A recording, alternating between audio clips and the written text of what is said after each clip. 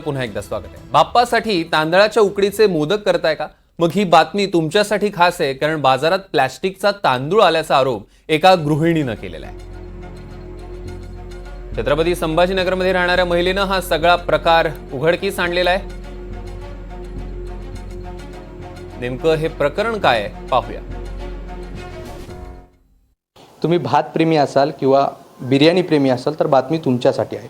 छत्रपती संभाजीनगरमध्ये एक धक्कादायक प्रकार समोर आला आहे। एका गृहिणीने जो आरोप केला आहे त्यानुसार घरात आणलेल्या तांदळामध्ये चक्क प्लास्टिकचे तांदूळ आढळून आले आहे आणि त्यांनी हा आरोप का केला आहे, त्यांना नेमकं काय दिसून आलं आहे आणि त्यांनी या प्लास्टिकच्या तांदळाचा कसा शोध घेतला तेच तुम्हाला दाखवणार आहोत। आणि त्या ज्या गृहिणी आहेत त्यांच्या घरी आपण पोहोचलेलो आहोत आणि त्यांच्या किचनमध्ये जाऊन त्यांनी कसा शोध घेतला तेच तुम्हाला दाखवण्याचा प्रयत्न करतोय।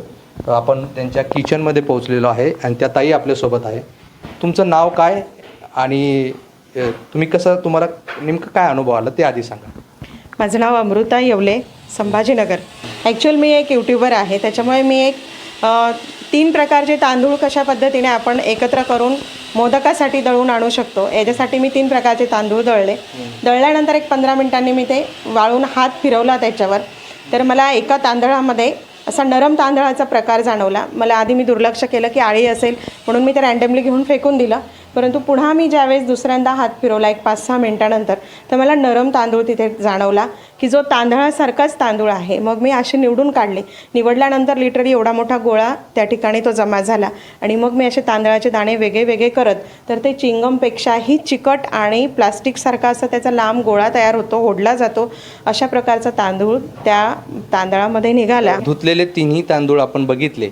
आता ज्यात त्यांना सगळे हे प्लास्टिक आढळून आल्याचा त्यांनी जो आरोप केला आहे ना, ते तांदूळ आपल्या समोर आहे आणि त्या ताईकडूनच आपण जाणून घेऊया की त्यांना नेमकं कसं त्यांना कळलं की यात प्लास्टिक आहे आणि कसा त्यांचा दावा आहे। मला सांगा, हे तुम्ही आता वाळायला घातले आणि तुमचा दावा आहे की यात प्लास्टिक आहे, कसं?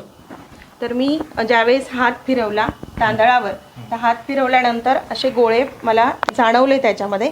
मला वाटलं आळी वगैरे असेल म्हणून मी रँडमली घेऊन फेकून दिला, पण मी नंतर पुन्हा जेव्हा हात फिरवला तर मला नरम जाणवलं। असं म्हटलं तांदळात नरम नरम हे काय आहे चिकट, तर मी बघितलं तर बघा हा तांदळासारखाच प्रकार आहे। आता तुमच्यासमोरच मी हात फिरवला तर अजूनही त्याच्यात एवढंशा वाटीभर तांदळात निघतोय हा प्रकार। तर हे बघा ह्या पद्धतीने असा प्लास्टिक, हे बघा किती ओढलं जातं आहे, खेचलं जातं आहे, हे बघा। आणि हे बघा, तर असे तांदळाचे प्रकार याच्यामध्ये निघाले वाटीभर तांदळामध्ये। आणि हा एक गोळा मी आधी असा करून बाजूला केला, पण नंतर म्हटलं की आपण हे तांदूळच बाजूला काढावे जेणेकरून ज्या महिला आहेत रोजच्या दैनंदिन जीवनातला अविभाज्य घटक म्हणजे तांदूळ, तर त्या बघतील की तांदळामध्ये भेसळ आहे म्हणून।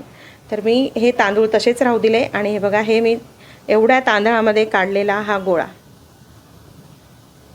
तांदूळ म्हटलं की घरात नेहमी रोजचा पदार्थ आहे, लेकरांना पण खाऊ घालतात आणि हे किती धक्कादायक आहे? धक्कादायक म्हणजे मला स्वतःला एवढा धक्का बसला की आपण लेकरांना तांदळाची पेज खाऊ घालतो आणि मोस्टली आपण क्वालिटीचा तांदूळ मागवतो की जो महाराष्ट्रात अगदी दणदणीत पिकतो, त्या तांदळाची पेज आपण लेकरांना खाऊ घालतो। इंद्रायणीसारखा प्रकार असेल, अन्य काही प्रकार असेल, परंतु त्याच प्रकारातला तांदूळ जो उकडीच्या मोदकांना लागतो म्हणून मी करायला घेतला, तर त्या ठिकाणी हा असा धक्कादायक प्रकार माझ्यासमोर आला।